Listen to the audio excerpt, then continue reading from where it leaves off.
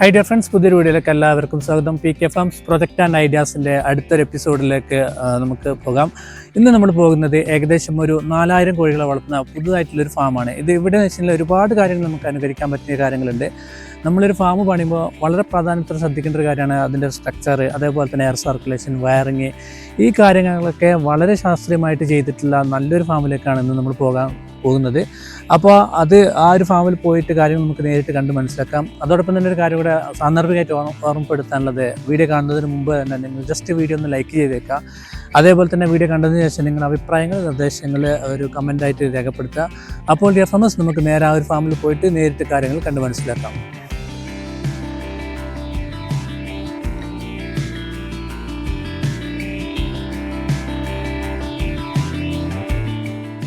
അപ്പോൾ dear farmers, ഇന്ന് നമ്മളുള്ളത് വയനാട്ടിൽ തന്നെയുള്ള ഒരു 4000 സ്ക്വയർ ഫീറ്റ് 4000 കോഴികളെ വളർത്തുന്ന സണ്ണിയേട്ടൻ്റെ ഫാമിലാണ്.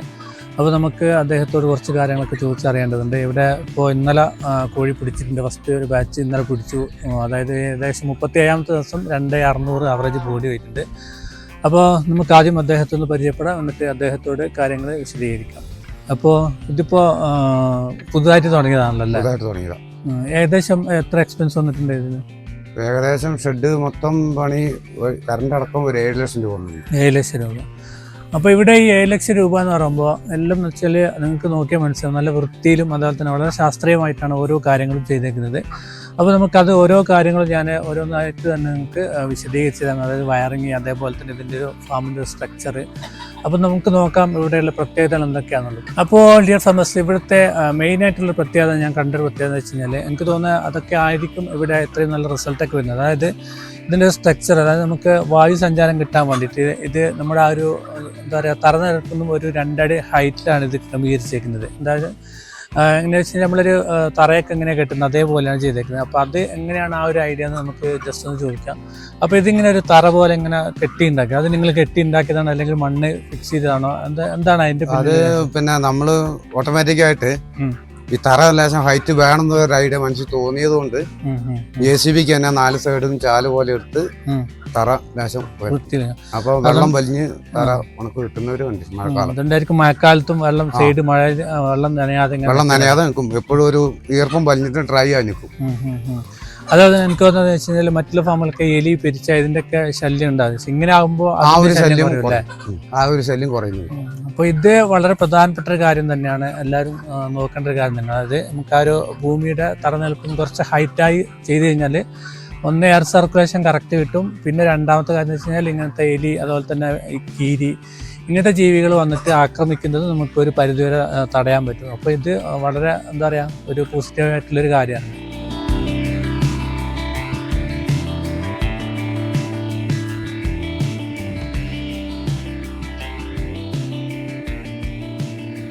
ഡിയർ ഫ്രണ്ട്സ്, ഇവിടെ വളരെ ശ്രദ്ധിക്കേണ്ട ഒരു കാര്യം എന്ന് വെച്ച് കഴിഞ്ഞാൽ, ഈ ഒരു 4000 സ്ക്വയർ ഫീറ്റിൽ ഈ ഒരു ഷെഡിൽ നിങ്ങൾക്ക് നോക്കിയാൽ മനസ്സിലാവും, എവിടെയും തന്നെ എവിടെയും തന്നെ തൂണുകളില്ല.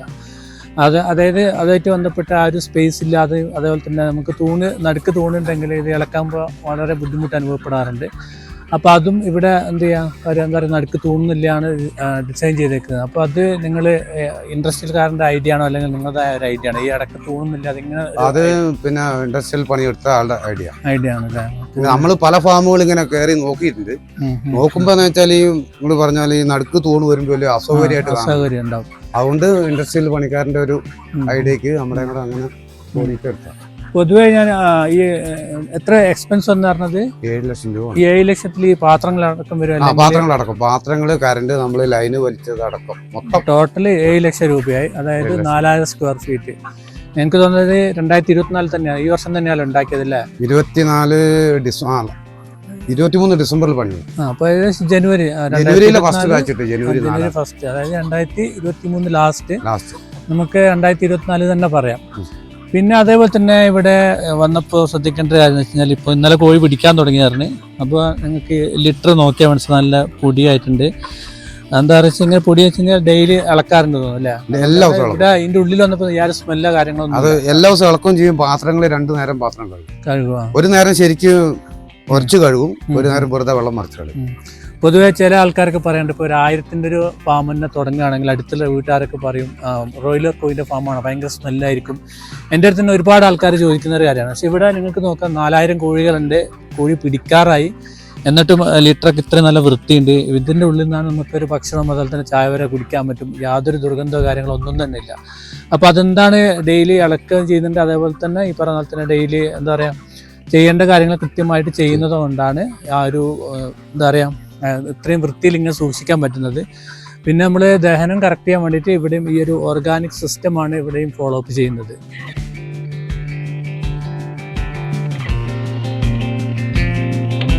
അപ്പോൾ ഡിയർ ഫാമേഴ്സ്, ഇവിടെ ഈ ഒരു റാക്കി മെഷീൻ ഉപയോഗിക്കുന്നുണ്ട് ഡെയിലി ഇളക്കാൻ വേണ്ടിയിട്ട്.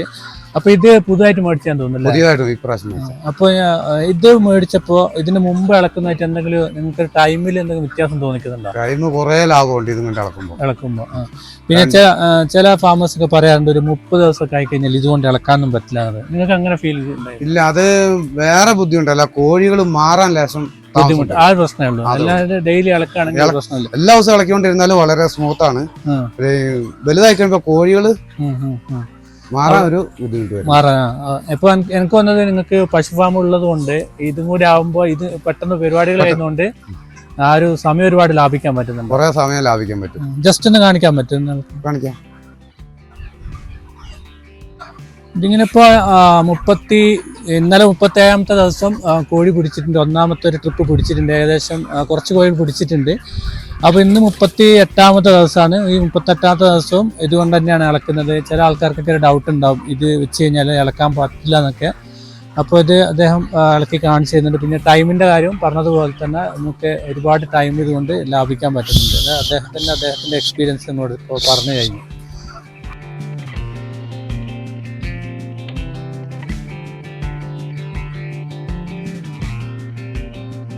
ഫേമസ്. പിന്നെ അതേപോലെ തന്നെ ഇവിടെ ചെയ്തേക്കുന്ന ഒരു കാര്യം എന്താ വെച്ച് കഴിഞ്ഞാൽ ബ്രൂഡിങ്. നമുക്കറിയാം ബ്രൂഡിങ്ങിൽ വളരെ പ്രാധാന്യത്തോടെ ശ്രദ്ധിക്കേണ്ട ഒരു സമയമാണല്ലോ ബ്രൂഡിങ് ടൈം.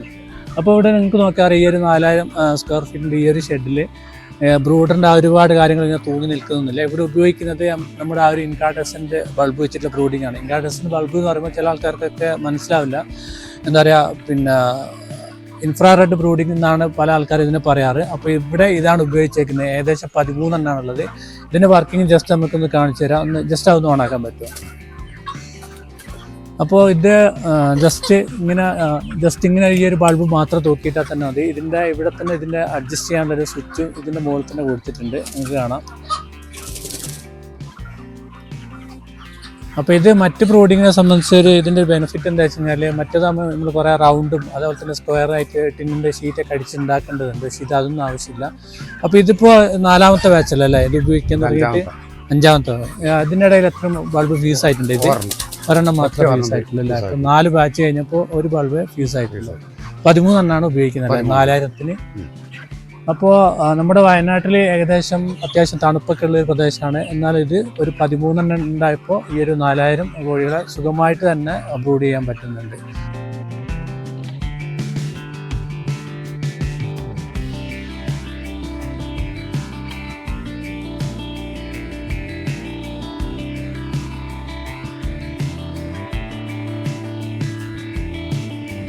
പിന്നെ അതുപോലെ തന്നെ നമ്മളൊക്കെ ഇവിടുന്ന് അനുകരിക്കേണ്ട ഒരു മാതൃക എന്താ വെച്ച് കഴിഞ്ഞാൽ പല ഫാമിലും പോയി കഴിഞ്ഞാൽ കോഴി പിടിക്കാനും അല്ലാതൊക്കെ പോയി കഴിഞ്ഞാൽ കുറേ അവിടെ ഇവിടെയൊക്കെ വയറിങ്ങിന് തോന്നിയിട്ടുണ്ടാകും. അപ്പോൾ ഇവിടെ ഏകദേശം എനിക്ക് തോന്നുന്നത് 13 ഇങ്ങനത്തെ ഒരു ബ്രൂഡിങ്ങിന് ബൾബുണ്ട്. അതിന് പറഞ്ഞാൽ ഇത്രയും ഏരിയയിൽ ബൾബ് തൂക്കിയിട്ടുണ്ട്.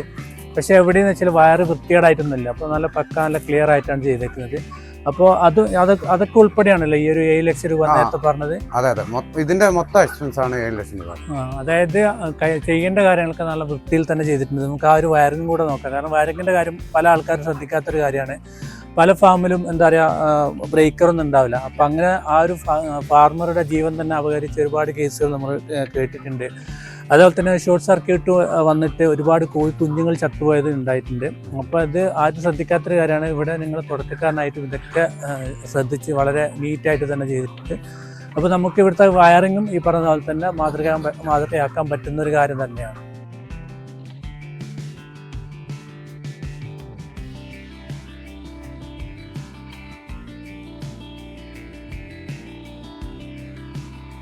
ഡിയർ ഫ്രണ്ട്സ്, വയറിങ്ങിൻ്റെ കാര്യം നമ്മൾ പറഞ്ഞു. പല ഫാമേഴ്സും പുതുതായിട്ട് ഫാം പണിയുമ്പോൾ അല്ലെങ്കിൽ ചില ആൾക്കാർക്ക് പറയാറുണ്ട് ബ്രോയിലർ ഫാമിൽ ബ്രേക്കറും അതുപോലെ തന്നെ ഇതൊക്കെ വെക്കാൻ പറ്റത്തില്ല, അത് വെച്ച് കഴിഞ്ഞാൽ അതൊരിക്കലും തന്നെ അത് നേരെ നിൽക്കില്ല, ട്രിപ്പായിക്കൊണ്ടേയിരിക്കുന്നത്. പക്ഷെ ഇവിടെ നമുക്ക് കാണാം എല്ലാ സെറ്റപ്പും ഇവിടെ ചെയ്തിട്ടുണ്ട്. അങ്ങനെ ബ്രേക്കർ താണു പോകുന്ന സംഭവമില്ല. അത് താണു പോകുന്നതിൻ്റെ അതിൻ്റെ ഒരു കാരണം വെച്ചാൽ എവിടെയെങ്കിലും എർത്ത് ലീക്കേജ് ഉണ്ടെങ്കിലാണ് അങ്ങനെ സംഭവിക്കുക. അതായത് പെർഫെക്റ്റായിട്ട് വയറിങ് ചെയ്തിട്ടില്ലെങ്കിലാണ് അങ്ങനെ സംഭവിക്കുക. ഇവിടെ എല്ലാം പെർഫെക്റ്റാണ്. അപ്പോൾ അതുകൊണ്ട് തന്നെ ഇതൊക്കെ വർക്കിംഗ് തന്നെയാണ്.